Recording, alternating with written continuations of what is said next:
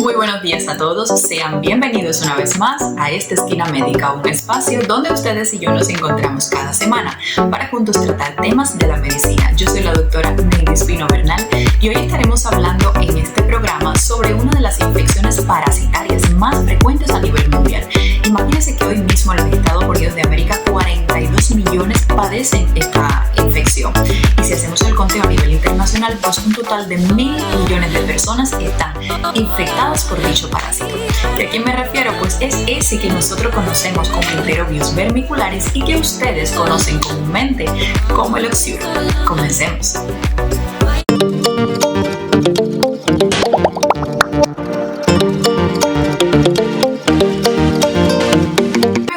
Empezar el programa haciéndoles una pregunta. ¿Creen ustedes que los piojos son acaso parásitos? Pues veamos, primero tenemos que definir qué es un parásito. Bueno, un parásito va a ser aquel organismo que vive en otro organismo de otra especie y se va a alimentar de él y va a vivir dentro de él y se va a reproducir dentro de él e incluso puede causarle una enfermedad.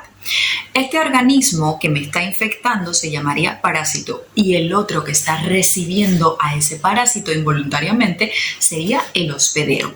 Entonces, esto me va a llevar a la segunda pregunta. ¿Creen ustedes que todos los parásitos son gusanos? Pues la respuesta, familia, es que no. Los parásitos también tienen grandes grupos en los cuales vamos a organizarlos a todos. Y de esta forma tenemos los helmintos, que son los que van a tener forma de gusanos, tenemos los protozoos, dentro de los cuales se encuentra la Giardia lamblia, y también tenemos una familia que se van a llamar ectoparásitos. El prefijo ecto quiere decir que están fuera, porque son parásitos que van a vivir fuera de nuestro cuerpo, pero que van a estar allí presentes. Y aquí tenemos, por ejemplo, el caso de la pulga, el caso de la garrapata y también tenemos el caso del piojo. Así que ahora creo que estás en condiciones de responderme si los piojos son o no un parásito. Y es que sí, familia, definitivamente sí lo son. Y pueden estar en el organismo de nosotros, los nuestros, pues por muchísimo tiempo. Así que ahora vamos a aprender cuál es el mecanismo por el cual el Enterobius vermicularis, o en otras palabras el oxiuro, que pertenece a la clase de los helmintos, o sea de los gusanos, va a llegar a nuestro organismo. ¿Cómo se produce la transmisión del Enterobius vermicularis? Bueno, veamos, aquí lo fundamental es que los huevos van a ser los responsables de que una persona logre infectar a otra persona. Y quiero decirte que es bastante fácil que esto suceda. ¿Cuáles son las vías de transmisión? Bueno, básicamente dos. Estaría la vía fecal-oral y también estaría la vía por contacto directo con, sábanas, con ropas que estén infectadas. Entonces, vamos a poner un ejemplo. Imagina que tenemos una persona que ahora mismo tiene una oxiurasis, o sea, una infección por este Enterobius vermicularis. Y esta persona, por la noche, la hembra del Enterobius vermicularis ha depositado en la región anal aquí una serie de huevos. Y junto con esta serie de huevos, una sustancia gelatinosa que, junto con los movimientos que ella va a desarrollar, va a producir muchísima picazón. Entonces, lo lógico es que la persona, como está durmiendo, pues se despierte un poco debido a la molestia, se rasque con sus uñas esa región y aquí mismo en las uñas ya tiene los huevos que ha depositado ese parásito allí en la región anal. Entonces, ¿qué es lo lógico que va a suceder después? Bueno, porque esta persona cuando está durmiendo empieza a tocar con las manos un poco las sábanas, se estira, empieza a diseminar todos esos huevos por toda esa ropa de cama y además lo empieza a diseminar en la propia ropa que está utilizando. En la mañana, lo más lógico es que el paciente, como no se ha enterado de lo que pasó por la noche, empiece a tocar otros objetos de la casa y va dejando huevos por todas las partes que va tocando.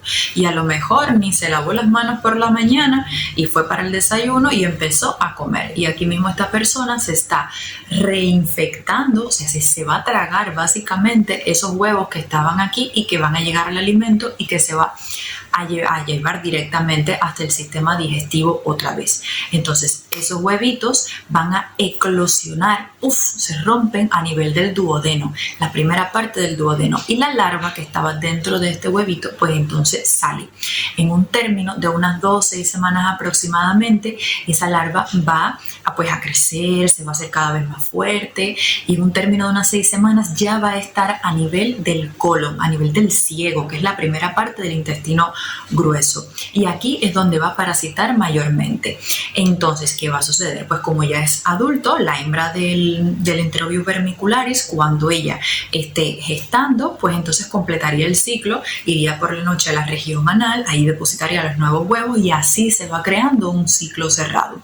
Este sería el mecanismo de la reinfección, cuando la misma persona se vuelve a inocular estos huevitos y vuelven a entrar al sistema digestivo por la vía oral. ¿Qué pasa? Que no olvidemos que todos esos huevos que estuvieron depositados en todas las áreas que esa persona tocó, pues van a estar allí, y allí pueden estar activos y pueden estar perfectamente con la capacidad de infectar por un término de 3 semanas. Solamente imagínense, si yo toco esto y yo tengo Enterobius vermicularis y yo estoy poniendo aquí huevos por 3 semanas, toda la persona que toque esta parte puede posteriormente, si se mete las manos en la boca y tocó aquí, pues tragarse ese huevo, y así es que la persona se está infectando por el contacto con las superficies infectadas. Entonces lo otro puede ser la vía fecal oral. Ya esto sería un poco también más para los adultos, ¿no? El caso de que durante las relaciones sexuales pues tengas un contacto directo con esta zona de la persona que está infectada, obviamente te vas a autoinocular los huevos del oxiuro.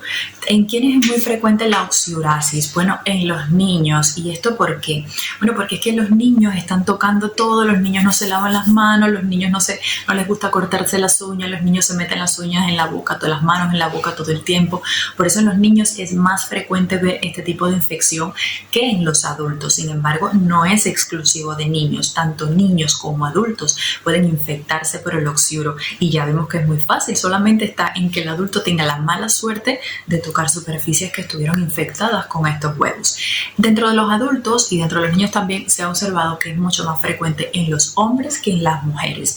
E importante, la infección por el Enterobius vermicularis no discrimina el nivel socioeconómico, o sea, lo puede tener una persona que tenga muchísimo poder adquisitivo a una persona que viva en un país del tercer mundo. ¿Qué pasa? Que sería un poco más frecuente verlo en países con altos niveles de insalubridad, o sea, países de bajo nivel adquisitivo, porque bueno, esto estaría en relación sobre todo con la higiene del lugar, la higiene de la persona, las condiciones de la vivienda, los hábitos higiénicos que tenga esa sociedad. Por eso es que en países del tercer mundo se logra ver mucho más frecuente la infección por el enterobius, pero realmente lo puede tener tanto el del tercer mundo como el del primer mundo, y la prueba es que en los Estados Unidos de América, un país con un altísimo nivel socioeconómico, un país de primer mundo desarrollado, 42 millones de personas actualmente padecen del Enterobius vermicularis. Tengo paciente. Yes, tell me.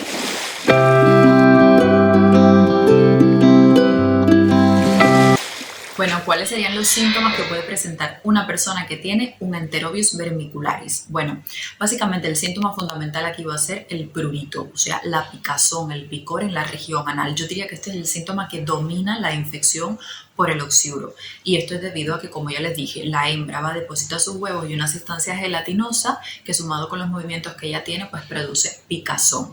¿Qué otra cosa puede pasar? Bueno, pues el paciente, debido a que se rasca, a veces lo hace muy intenso, a veces si tiene las uñas largas, el paciente puede pues lesionarse esta área y pueden aparecer como excoriaciones, que son como los arañazos que a veces nos damos en las manos o en otra parte del cuerpo debido a accidentes que tenemos, que nos caemos y esto. Bueno, así mismo, las excoriaciones son así como una fisura de la piel que se va a ver en esta región anal, y que bueno, posteriormente, como en la piel tenemos bacterias pueden ir ahí y pueden infectar, y ya aquí bueno, pues sí que haría una sepsis local en esa área, pero no es directamente porque el enterobius me produzca este tipo de infección, no, es por las lesiones de rascado, las cuales bacterias se pueden meter aquí e infectarlas.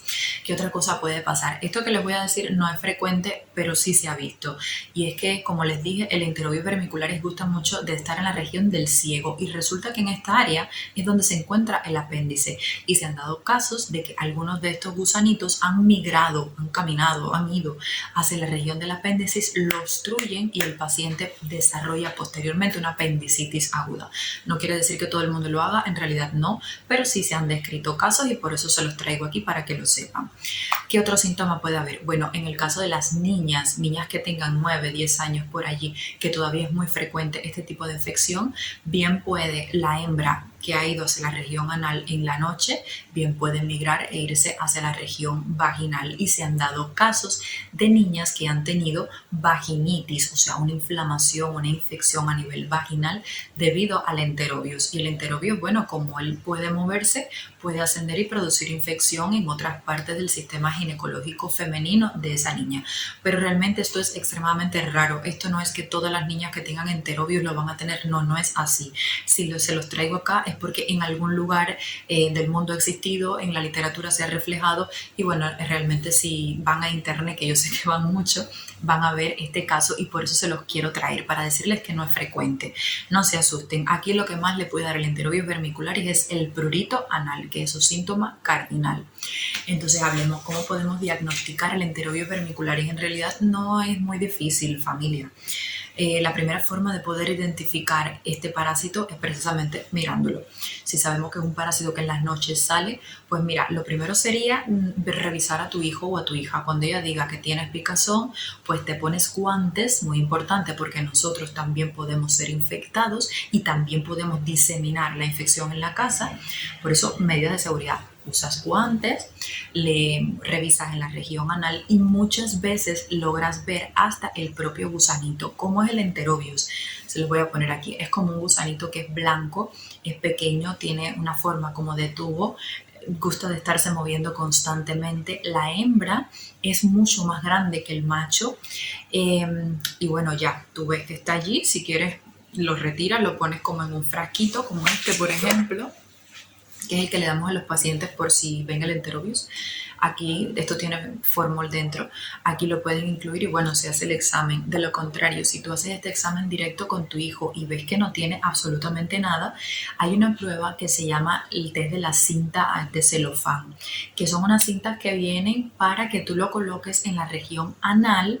O sea, primero estimulas la región anal un poco por la noche, o mucho mejor si es cuando tu hijo se levanta por la mañana antes de que vaya al baño. Ese es el mejor momento, porque ya por la noche debe haber bajado la hembra del enterobius a la región anal.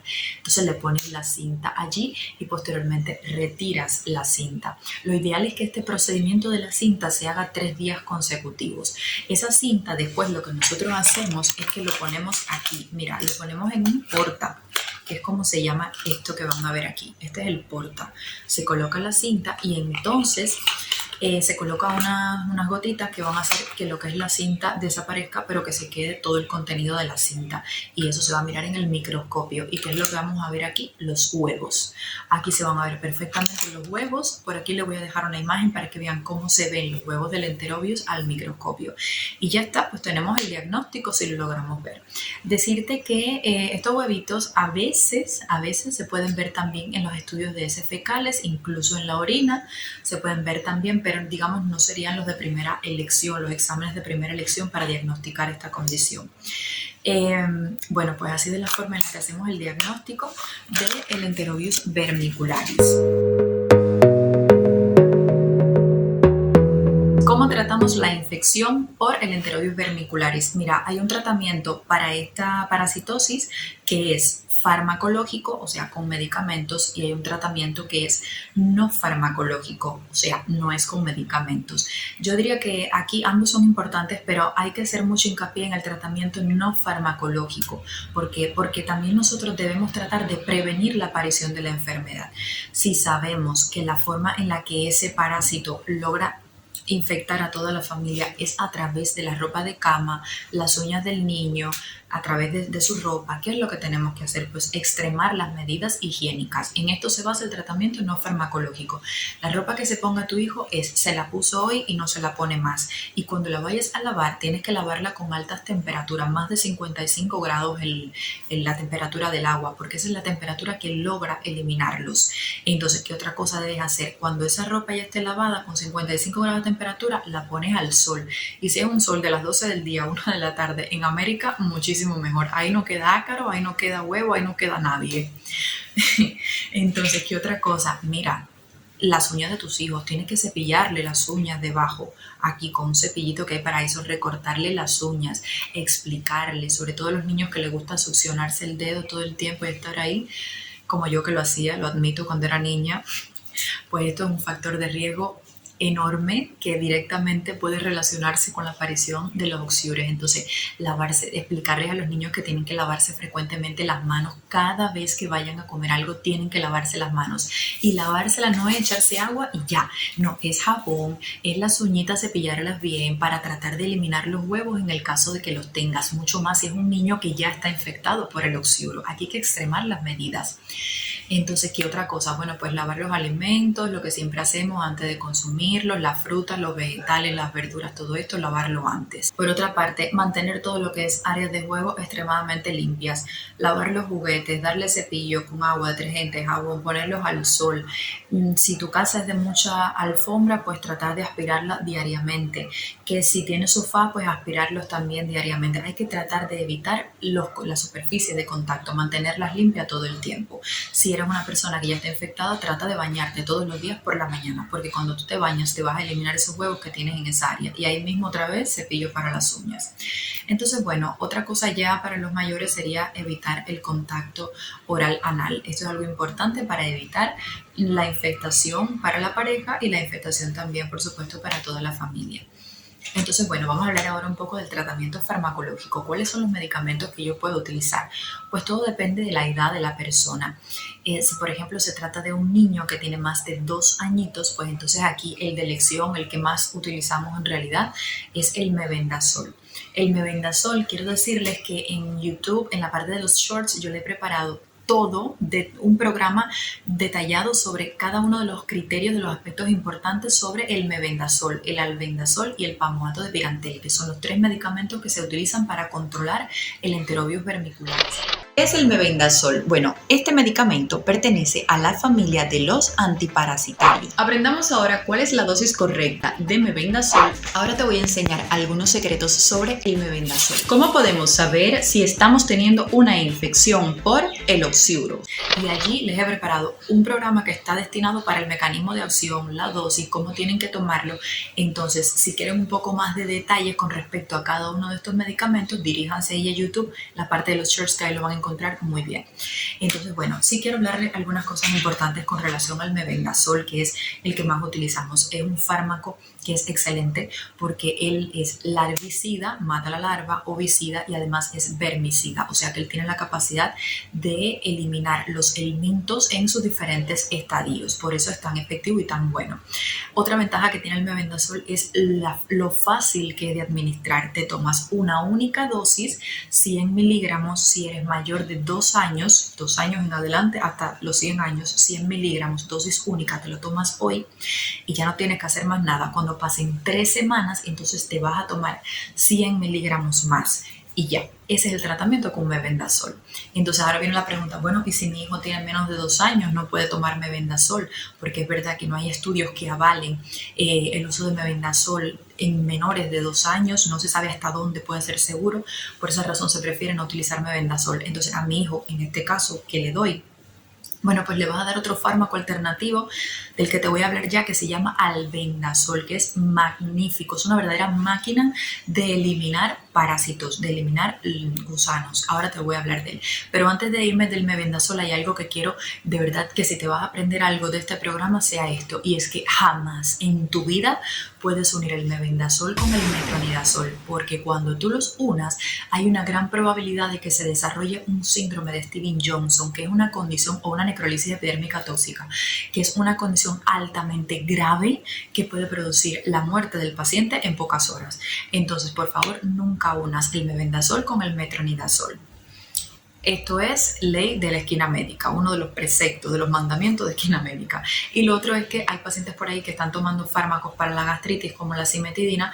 Importante que sepas, si estás tomando cimetidina, la dosis de mebendazol habrá quizás que ponerte menos, porque la cimetidina aumenta la concentración del mebendazol y quizás puedas desarrollar las reacciones adversas del mebendazol, que también te las tengo puestas en los shorts, ahí te puedes llegar y las vas a ver toditas, que se las he explicado. Entonces, bueno, el albendazol, mira, el albendazol lo utilizamos también para los niños que tienen menos de 2 años. Entonces la dosis también es muy fácil de dar y es verdaderamente útil para las madres. Mira, ¿qué es lo que vamos a hacer? El albendazol viene en un frasquito así, que se los tengo puesto también en YouTube, en la parte de los shorts, que 5 ml va a traer 200 miligramos de albendazol. Entonces, si tu niño es menor de 2 años, tú tienes que darle 5 ml, que tu niñito va a estar recibiendo 200 miligramos del medicamento y más nada tienes que hacer para tratar el oxiuro. A las 3 semanas se podrá recibir otra vez, se podrá repetir la dosis. Que tu niñito tiene más de 2 años y vas a darle albendazol, pues entonces aquí hay que dar el doble. Tendrías que darle 400 miligramos de albendazol, que estos serían 10 ml, el doble, una sola vez y ya. Para los adultos, lo mismo. 400 miligramos una sola vez, dosis única, y se repite a las 3 semanas. Esta es la forma correcta de dar el albendazol. Un medicamento que también elimina todas las fases del elemento y verdaderamente tiene índices de curación magníficos, altísimos. Por eso es que realmente es efectivo, a la población le gusta muchísimo y también por el fácil manejo. Entonces me queda otro fármaco que también se utiliza, que se llama pamuato de pirantel. Bueno, también produce un bloqueo neuromuscular en el parásito, lo inmoviliza, que también esto lo hace el albendazol. El albendazol es terrible, a mí me encanta, porque es que el albendazol inmoviliza el parásito, hace que el parásito no pueda obtener glucosa, el parásito no puede producir energía, el parásito se queda inmóvil y después el albendazol y lo elimina. Fenomenal. Bueno, algo parecido hace el pamuato de pirantel. Lo que pasa es que el pirantel lo que hace es un bloqueo neuromuscular y tú incluso vas a ver en tus heces las larvas de este oxiuro, de este Enterobius vermicularis. Entonces, bueno, con el pamuato de pirantel aquí sí se calcula la dosis a 11 miligramos por kilo por día. Es un fármaco muy bueno también, pero en realidad yo lo personal y lo que hacemos aquí, contando mi experiencia personal, el que más utilizamos es mebendazol y en segunda albendazol. Si en sus países se utiliza cualquier otra pauta terapéutica, cualquier otro tratamiento, pues háganmelo saber, que yo estoy aquí pero encantadísima de recibir la experiencia de otros profesionales y la experiencia de cada uno de ustedes que son pacientes también y que bueno, por esto es que realmente hago todos estos videos para ayudarnos, que al final es el objetivo fundamental, ayudarnos entre unos, entre otros. Todos somos parte de este mundo, todos somos seres humanos y yo siempre digo, somos una especie, vivimos, crecemos y nos morimos y por tanto vamos a hacernos la vida un poco más feliz, vamos a ayudarnos entre todos para tratar de vivir un poquito más y mejor. Entonces bueno, me despido, les mando 1000 besos, 1000 abrazos, cuídense muchísimo. Cualquier duda que tengan sobre el Enterobius vermicularis y el oxiuro, de verdad me pueden escribir, me están escribiendo un montón por TikTok, yo toda feliz les respondo lo más que puedo. Así que bueno, ya me voy a despedir. Un besito, un abrazo, cuídense muchísimo y nos vemos muy pronto aquí en Esquina Médica. Chao.